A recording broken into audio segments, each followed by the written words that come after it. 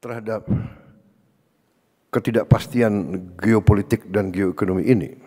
Alhamdulillah kita mampu menjaga pertumbuhan ekonomi masih tetap tinggi dibandingkan seluruh dunia. Kita berada di 5%. Di antara negara G20, kita salah satu yang tertinggi dalam kondisi sekarang. Ya.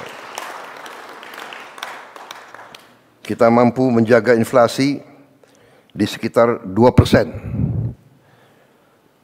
Salah satu terendah di G20. Ini juga berkat hasil kerja keras kita semua. Kita punya teknik-teknik memantau dan mengendalikan inflasi, saya kira yang kurang diajarkan di fakultas-fakultas ekonomi dunia. Dan ini saya harus katakan salah satu teknik mengendalikan inflasi yang dirintis oleh pendahulu saya, Presiden Joko Widodo. Harus kita akui, mungkin pengalaman beliau sebagai wali kota, sehingga beliau dengan teliti bisa menemukan bagaimana memantau dan mengendalikan inflasi. Ini jangan dianggap remeh. Banyak negara yang hebat pertumbuhannya, inflasinya sangat luar biasa.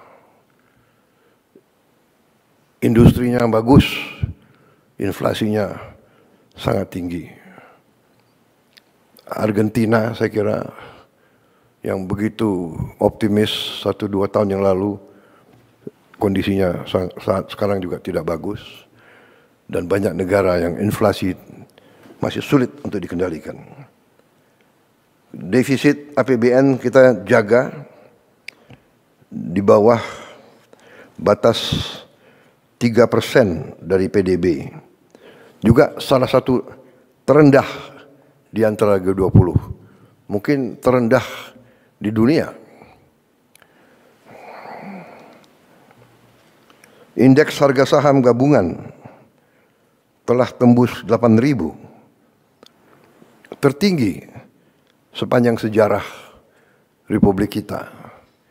Ini juga di luar dugaan.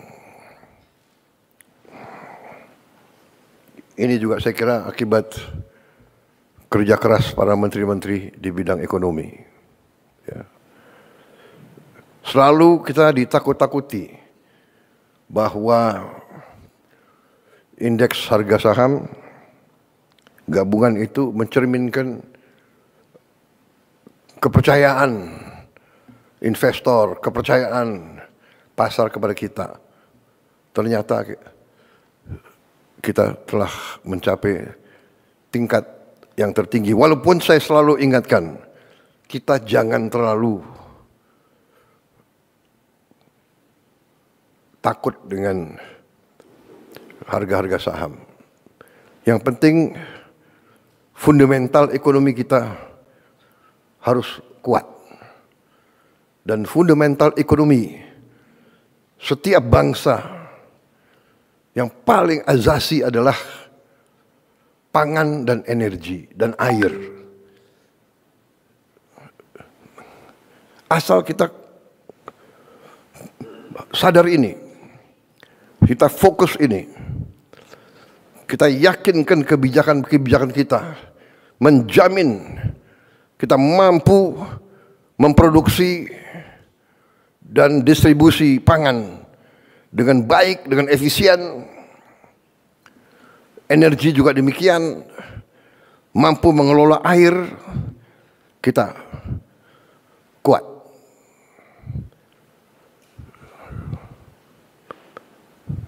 Mata uang, harga saham bisa fluktuasi. Tapi yang paling pokok adalah kita harus jamin produksi pangan, distribusi pangan, dan energi, serta pengelolaan air yang baik. Yang ketiga ini kadang-kadang kita, karena kita diberi karunia Tuhan air yang berlimpah-limpah di sebagian besar republik kita, tapi ada sebagian yang mengalami kesulitan, tapi kita masih kurang pandai dalam mengelola. Kadang-kadang air ini malah menjadi bencana, banjir dan sebagainya. Tapi kita bersyukur di banyak bagian dari dunia ketersediaan air sangat sulit. Tidak mungkin pangan kita aman kalau tidak ada air yang cukup. Jadi ini saya kira catatan pekerjaan rumah kita ke depan. Kita harus dalami masalah air ini. Ya, saya juga minta Menteri Dikti dan Sains coba dipelajari prodi-prodi di universitas-universitas kita, apakah cukup ya, mempelajari masalah air ini. Bagaimana mencari air, bagaimana mengelola distribusi air, bagaimana mencegah banjir. Air harus jadi sumber produktivitas, jangan menjadi sumber bencana.